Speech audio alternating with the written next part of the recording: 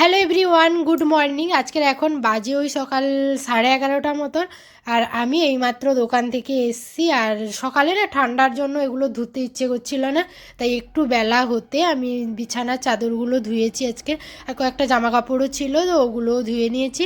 আর দেখো এখন আমার রান্নার জন্য সমস্ত কিছু জোগাড় করে নিয়েছি। একটু জোগাড় করা হয়ে গেলে না চটপট রান্না হয়ে যায়।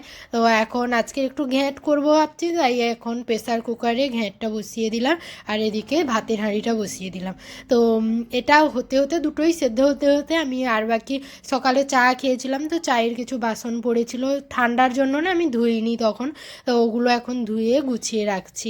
আর দেখো কথা বলতে বলতে এদিকে ঘ্যাঁটের সবজিটা সেদ্ধ হয়ে গেছে, আর দেখলাম হলুদটাও ফুরিয়ে গেছে, তো ওটাও ভরে রাখলাম। আর আজকের বাজার থেকে মাছ নিয়ে এসছে, আর আগে থেকেই না ফ্রিজে মাছ ছিল, তো ওটাই রান্না করছি। আর এই মাছটা নিয়ে এসে তো এটাকে এখন লবণ আর হলুদ মাখিয়ে আমি ফ্রিজে তুলে রাখলাম। তো এটা মাছটার নাম না আমি জানি না। তো এটাকে এখন ফ্রিজে তুলে রাখলাম। আর দেখো কথা বলতে বলতে কিন্তু আমার সমস্ত রান্না হয়ে গেছে।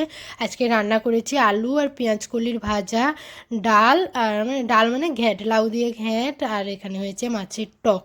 তো তারপর এখানে আছে ভাত। তো চলো দেখা হচ্ছে নেক্সট ব্লগে। এটা